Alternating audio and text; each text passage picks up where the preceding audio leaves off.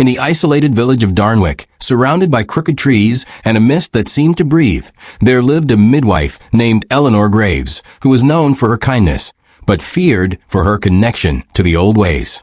One stormy night, the villagers banged on her door and begged her to help with a birth deep inside the forest at the abandoned Blackmore estate, an estate no one dared enter.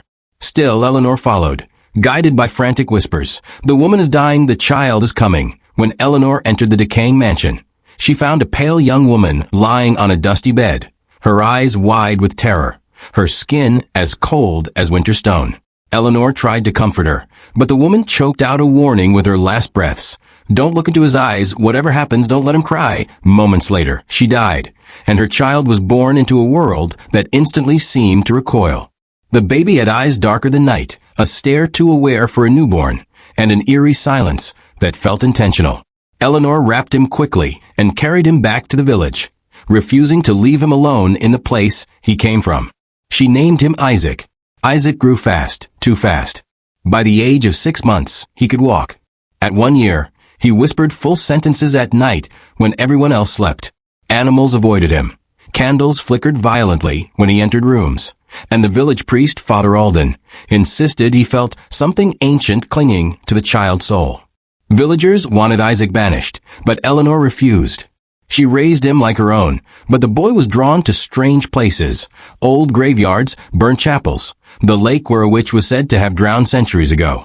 At age 5, Isaac stared into the lake and whispered, "She's almost awake." Eleanor tried to hide her fear, but every day the boy grew colder, more distant, less human. He never cried, not once. Whenever Eleanor would try to teach him empathy or warmth, he would tilt his head and say, "Those things are not for me." By the time Isaac turned 7, disappearances began. First a fisherman, then a shepherd boy, then 2 stray dogs. All vanished near the Blackmore woods.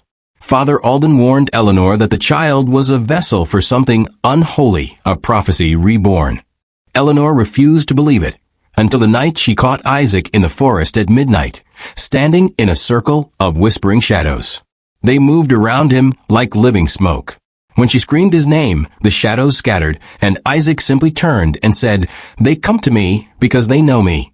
Eleanor dragged him home, shaking, realizing the truth she never wanted to face. The woman who birthed Isaac was hiding from something, not cursed herself. The curse had always been inside the child. Soon after, the village discovered an old prophecy buried in Father Alden's church archives. A child born without a cry, with eyes void of light, shall return the Ancient One from beyond the veil. His tears will awaken it. His cry will unleash it. His silence is the world's last mercy. Eleanor remembered the dying mother's warning. Don't let him cry. She finally understood. Isaac's tears were not innocent. They were a doorway. The final horror began one autumn evening, when the skies turned blood red and the wind roared like a broken beast. Isaac stood at the edge of the forest, staring into the trees as if waiting. When Eleanor tried to pull him back, he looked at her with a softness she had never seen before and whispered, "It's time I become what I was born to be." Before she could react, a monstrous shriek tore through the forest, a sound so ancient and furious that the earth trembled. The ground split open, revealing veins of glowing red beneath the soil. Shadows crawled like living hands, reaching toward Isaac. The villagers came running with torches, screaming prayers, but their lights blew out instantly, as if swallowed.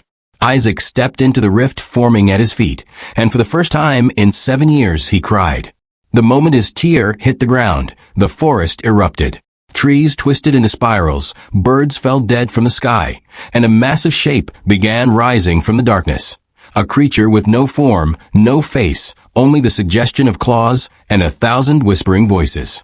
It was the Ancient One, the entity Isaac was destined to awaken. Eleanor lunged forward and grabbed the boy, pulling him close, refusing to let him go. With tears streaming down her face, she whispered, "You are more than this. You are my child." For a second, a miraculous second, the monstrous rising paused, as if Isaac was fighting the possession. His eyes flickered with humanity. But then the Ancient One screamed through him, "He was never yours." In that moment, Eleanor made the only choice she had. She held Isaac tightly and stepped backward into the burning rift, dragging the child and the awakening monster back into the abyss. The ground sealed instantly, swallowing them. Silence fell. The forest stopped shaking. The sky returned to normal. The villagers searched for hours, but found nothing except a single baby blanket. The one Eleanor had wrapped Isaac in the night he was born.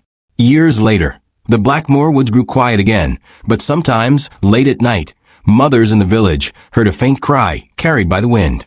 Not a human cry. A cry that didn't belong in this world. A cry that whispered one chilling message again and again. I'm not finished.